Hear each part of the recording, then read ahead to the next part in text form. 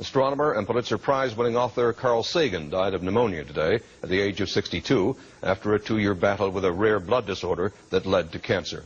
A gifted storyteller, Sagan explored the mystery of the universe in lectures, books, and an acclaimed television series. He died today of pneumonia after a 2-year battle with bone marrow disease. The astronomer, educator, and Pulitzer Prize-winning author died of pneumonia at Fred Hutchinson Cancer Research Center. Astronomer, educator, and author Carl Sagan died this morning of pneumonia at a cancer center in Seattle.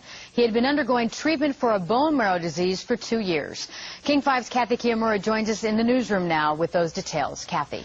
Carl Sagan brought the cosmos to common people. Carl Sagan passed away today. He had pneumonia, a complication of his bone cancer. Sagan's name was synonymous with astronomy. He made the study of the stars more interesting. He did so enthusiastically, and he was always excited about discoveries made in outer space. Sagan came close to death twice after being diagnosed with a blood disease in 1994. To the American scientist, teacher, author, television communicator, Carl Sagan. He died today. The country loses a great enthusiast. He helped millions of us to see farther and understand what we were seeing. That means, at the very least, that there's a source of water on the moon. Only 2 weeks ago, he told Ted Koppel he was confident he was getting better. I'm terrific. I've been very, very lucky, and it looks like I'm out of the woods. We will miss Carl Sagan.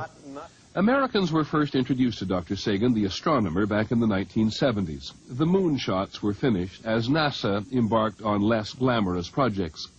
But Carl Sagan was able to keep public interest alive by making it also appealing. He wrote 30 books, won a Pulitzer Prize. The author and astronomer became a regular on The Tonight Show.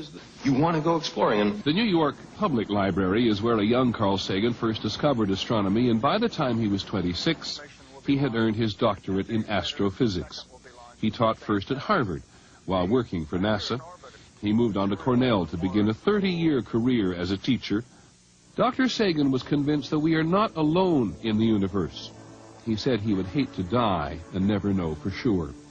But he died this morning in Seattle from pneumonia, the complication of a bone marrow transplant.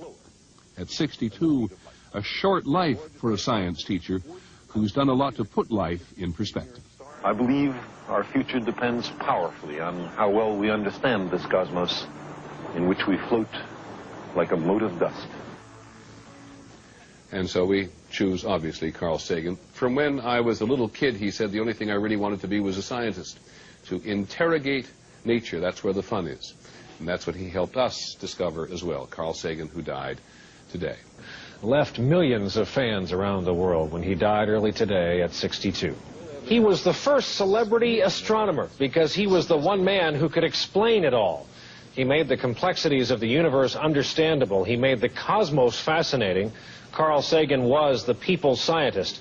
As a child growing up in Depression-era New York, his imagination was captured by the stars, and he decided to become an astronomer.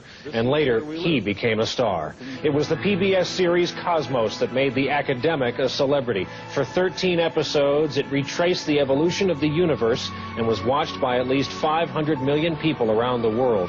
For Sagan, it was all about sharing his love of science. We find out grand issues like the origin, nature, and fate of the universe. Susan Bonner looks at Sagan's life and work. The planets of the galaxy might be filled with microorganisms. His name has become synonymous with his field of study, space. Carl Sagan explored it with rigorous science, discussed it with passion. You're stuck on one world. Then you only know about what's possible on one world. I'd like to begin with just a personal remark. I've been in Seattle for the last 5 months, fighting a life-threatening illness, which it looks as if I've surmounted. And Sagan returned occasionally to Hutchinson for treatment. He was admitted when his condition worsened about 2 to 3 weeks ago. When he died, Sagan was surrounded by family. Are we an exceptionally unlikely accident, Or is the universe brimming over with intelligence? He spoke a language regular people could understand. He wrote books. He even had his own television series. And this is where we live, on a blue dot.